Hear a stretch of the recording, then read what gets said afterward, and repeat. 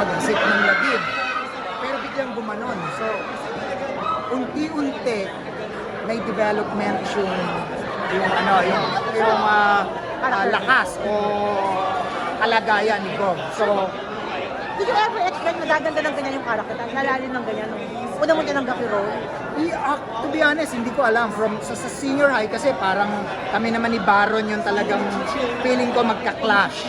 Pero eventually, dahil binanggit ko nga, hindi namin alam talaga maski na sa senior high kung saan papunta yung mga characters namin.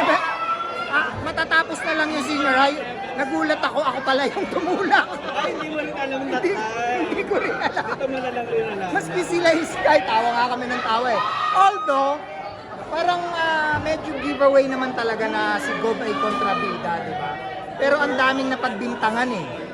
Ang daming inikutan kung sino yun ang maganda sa production na to eh. You work with Andrea sa Kasi at that time na ginagawa to, marami siya pinapagdaan ng mga intriga, mga issue.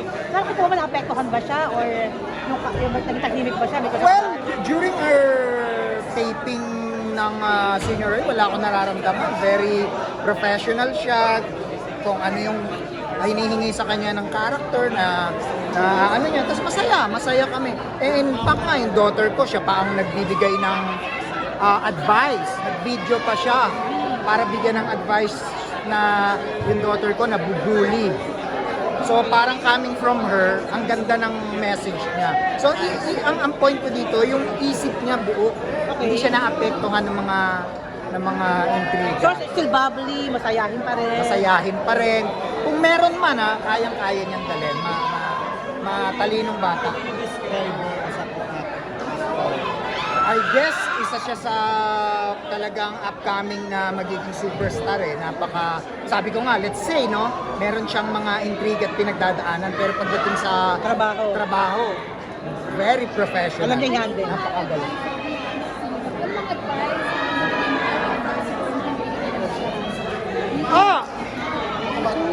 Honestly, wala naman akong ibinibigay. Hindi ako masyadong mahirap kasing makialam doon sa personal niya. Pero lagi ko siyang tinatapik. Kaya Parang ano lang ba? Okay ka lang ba? Parang ganon. Hindi naman directly tinatanong ko siya. Pero yun nga in respect to her, hindi ko rin naman pinakikialaman yung personal niya. Pero Kita mo na na-attend. Hindi nga eh. Parang, syempre, aware ako na merong lumalabas. Nababasa mo? Issues. Okay. Oo. Pero, pag nasa set kami, gaganunin ko lang yung likod niya, yayakapin ko lang siya. Magkingitian lang kami. Ikaw, bilang ikaw bihasa ka na rin sa industry na kumandi sa Love Life, di ba, na nagkaroon ng failure. Anong advice mo sa kanila? Well, lahat naman. Bilang matagal na sa industry. Kaya nga, lahat naman tayo dumadaan sa ganyan, may ups and downs. Cool lang. Kumbaga, tama naman yung ginagawa ni Andrea, kayang-kaya niyang i-handle. Matalinong bata talaga at kumbaga, kaya niyang dalhin kung ano man yung mga nakikita niyo naman di ba, na bilib ako sa niya, sa talino at anong bang term doon, yung pagdadala niya. Comment nila lang mundo na parang isa ka sa pinakamatinding kontrabida, nagka-trend ka worldwide, di ba? Because of your character na yun sa ano lang masasabi mo? Oo, sobrang na-shock nga ako kasi nabanggit ko nga yung character na Gov Acosta, pag tinype mo sa Google, lumalabas sa wiki fandom.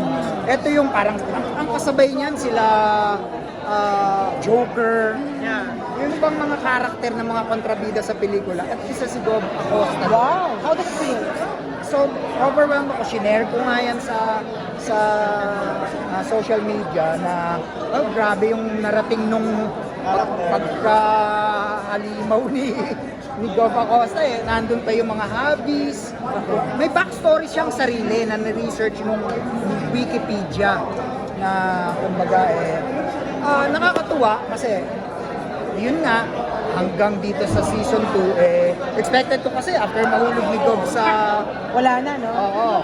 So, Parang ito palang counter-side natin. maraming nagko-comment doon sa ano. Kaya nga nung preparation na excite ako. In fact, nung aming StoryCon, ako ang nagsuggest kay Direk at sa production na hindi ba mas okay kung kalbo ako dito. So nagpakalbo talaga ako sa kalbo, hindi yan prosthetics. Pero syempre medyo tumutubo to. Although every time na may taping ako, a night before, sinishade ko na yan. Ako mismo ang at syempre, yung characterization kasi, after mo mahulog, di ba, ilang operasyon ang ganyan. Kaya Kailangan makita. ang dami kong biyak doon pag kinlose up mo yung ulo ko, tsaka yung kasakyan dito, yung mukha. So, nakatulong yung pagkakalbo ni Cobb dun sa eerie feeling natin kanina na nasa ospital siya eh. Di ba? Kesa yung normal look. Ano ba yung challenging role? Ano yung challenging role sa compare sa iba, naging contradict ka naman dito. Oo, ito nga kasi, napaka-challenging kasi nakahiga pa siya first eh. Di ba? Imagine, nahulog. Ang tagal kong pinag-aaralan kung ano ba ang movements ko, paano ba siya magsalita. Kung nahulog ka sa 10 story, and, di ba, malamang durug-durug yung bungo mo. Pero dahil siguro mapera si Cobb, kayang operahan, ilang biyak sa sa inaral ko yung mga brain surgery, yung mga craniotomy, yung mga term ng mga doktor. Ultimong yung biyak, sinasuggest ko kasi hindi basta binibiyak ang ulo, may mga nerve yan eh. So dapat tama yung biyak. Merong sariling pinagdadaanan kung saan binibiyak ng mga doktor para ibuka at kung may mga clot ng dugo o may mga ano dyan. Pati yung prosthetic tinapa namin and paano magsalita si Cobb. Dito sa napanood nyo, hindi pa siya nagsasalita. And paano gumalaw. Pero sir, hindi ka pa nagsalita, pero ang karakter mo umaangat na kaagad, di ba? Oo. Wala ka pang lines, ha? Nakakatawa. Ano rin eh, nasa shots din ng director namin. Pero di ba, kumbaga ako, kahit naman anong gawin ko, kung hindi maganda ang shots, Okay. yun ang din ang nagdala. So, tapos yung timing din, sobrang exciting. Ano po yung nagustuhan? Ano po yung nagustuhan yung play na antagonist role? Thank you so much. So, thank you, sir. Ano po yung nagustuhan nyo na play? Play? Hindi, I mean playing antagonist role. Ano po yung nagustuhan nyo sa pagiging contributor? Anong in general? In general. Ay, napaka-interesting kasi pag kontrabida ka eh, di ba? Yung bida kasi, parang nabuboard ako. Pag ang role ko hindi kontrabida, parang wala akong ginagawa. Eh pag kontrabida ka kasi, di ba? The way you speak, the way you move, mata pa lang, ang dami mong pwedeng gawin. Pwede kang sumigaw ng galit, pwede ka rin hindi sumisigaw, pero galit. So ang daming variation na, kesa yung bida ka, di ba? Tapos mabait ka lang, inaapi ka. Pero kung ikaw yung kontrabida, ang dami, yun nga, physically, ang dami mong pwedeng gawin. Pwedeng nasugat ka dati sa kasigaan mo, may pwedeng nabaril ka sa mukha. Kagaya nga nitong Dov Acosta, nahulog sa building. So, inisip ko, dapat marami siyang opera. The fact na buhay siya. So, nagpakalbo ko, naglagay kami ng mga prosthetics and wasak-wasak yung mukha niya. Kaya eerie eh. But, kung napanood niyo yung, di ba, yung opening, iba yung look na hinahabol niya si Sky na dream sequence pala. Yes, sir, Mon, sa mga sinasabi niyo, halos every role niyo pinag-aaralan niyo talaga or pinaghahandaan niyo po talaga. So, sa dami niyo na po mga nagawang role, ano pa po yung role na parang gusto niyo pang magawa or hindi niyo pa nagagawa? To be honest, wala akong pangarap o hinihintay o gusto pang gawing role. Ang challenge sa akin palagi kung paano ko siyang i-execute eh. Like ito nga si Dov Acosta na nahulog sa building. Paano? Di ba? So, nagpakalbo ko. Para kasi itong costume sa akin na, let's say, kunyari kalbo ko, ganyan, di ba? Kahit umuwi ako, si Dov Acosta pa rin yung feeling ko kasi kalbo ko. Kesa yung normal na typical Montgolfiado, di ba? In every character, let's say, meron akong ginawang film na ang character ko ay typical mangingisda lang. Pero, nagpapaitim ako. Di ba? Kahit umuwi ako, feeling ko Ay, hindi po masyado mangingisda. ng prosthetics masyado. Parang Hindi ako gusto niyo. nagpo-prosthetics masyado. Maliban dito, hindi ko naman pwede biyakin yung mukha ko talaga, di ba? So, let's say, kunyari, gusto ko bungi ako, bubungiin, hindi naman ganon. Magsusot na ako ng prosthetics, di ba? Parang ganon. Like yung dito sa, ano, di ba, nakakirat na yung mata ko, parang wasak na siya eh. Opo. Konting halos mabulag na. Hindi ko naman pwedeng bulagin yung sarili ko talaga, di ba? So, yung mga ganon. Pero hanggat maaari, walang prosthetics. Sino po yung agency po nang nakakabaho from senior high to sino yung paborito ng ka-excel? Actually, si JK. Hindi, siguro dahil ang dami namin eksenang ano, pero malalim si JK eh. Nakikita niyo naman, maski sa senior high, di ba, yung mga confrontation namin, ginugulpi ko siya. Oo. Sila ng mami niya, di ba, ang ganda nung ano namin, nung parang ang dami ng mga comments na parang pinaka-interesting yung pamilya Acosta eh. Parang mga baliw talaga eh, di ba? From Bob to Cecil Acosta to JK. Iba yung dynamics ng characters namin. Given na marami na po kayo nakatrabaho ng mga Gen Z dito at saka yung mga love team ganyan, sino po mga gusto nyo makasamang love team or sikat na mga Gen Z ngayon? Love team, hindi ako masyadong aware sa mga bagong Gen Z love. Like po ngayon, sikat po ang Kim Pao. You're willing to work with Kim Cho and Paolo Of Avellino? course. Gusto ko sila Kim Cho and Paolo. Maris. Oh, Itong Snorin. gusto ko silang makatrabaho soon, nagagalingan ako sa kanila. Syempre sila sila Donnie. Don Del. Gagalingan din ako sa kanila. Thank you po. Sir, one last na lang. Nabanggit nyo kanina gusto nyo po maka-work yung mga sikat na love team like Don Del, ngayon Kim Pao. Ano pong gusto nyong role kung if ever magkakaroon ng chance with them? Ay, syempre, dapat kontrabida nila ako. Oo, dadayos. Or, for a change, baka naman pwedeng ako ang tatay nilang mabait. Diba? Pwede. Challenging din yon na sa pagsasamahan namin hindi naman ako kontrabida. Yes. Thank you so much po, Sir Mon. Thank you, And congrats. Sino po yung mga favorite yun na villain characters? Ay, as of now, of course, si Joaquin Phoenix ng Joker.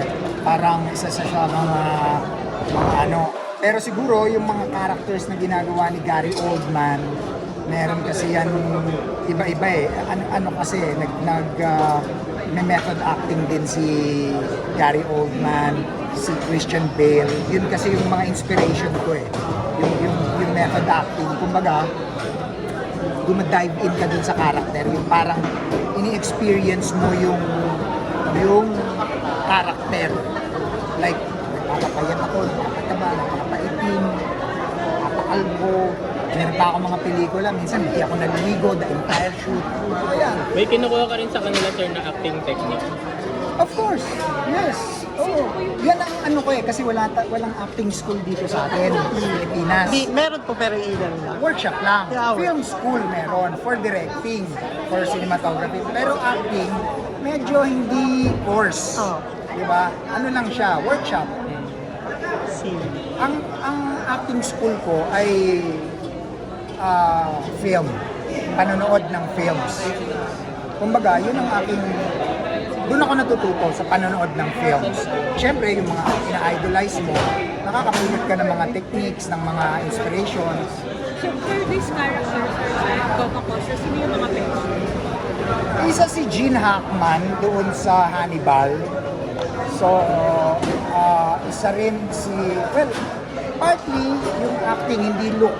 Hindi nga, yung Joker, may pagka-konti din dyan kasi may pagkabaliw din talaga si Gob. Hindi naman siya normal diba, to think. And mas surprise kayo sa pupuntahan talaga ng character ni Gob dito. Ang dami kasi hindi na-explain sa senior high. Mas panggigigilan po ba namin si Gov dito? Sa High Street? I guess, di ba? Opening pa lang Diba? Oo nga po. Parang nakakabwisit na buhay. So, exciting. Abangan natin. Sir, so ibig sabihin mas challenging sa iyo tong High Street kaysa sa Senior High? Sobrang challenging nito. 'Di ba? Kasi yun nga, napakahirap kasi umarte ng walang lines. 'Di ba? Yung gaya ng kanina, nakahiga ka lang. Pero dapat Kita meron sa kang expression. in-express. Di ba? Marami pa kayong hindi nakita kasi 2 episodes pa lang yun. pa lang. Dumaan nga lang kay Gob So, abangan nyo May mga... Yung mga ibang eksena na susunod na walang line si Gov. Pero sa trailer nga, ewan ko kung nakita nyo, ito dumura si Gov eh. Nilaway dito. Na walang power. Dumura, pero gumanon lang dito. Tumama lang din sa kanya. Yung dura niya, kasi wala siyang energy eh. Di ba? Yung mga Hirap. ganon. So, ang daming ganon na makikita natin soon. Thank you.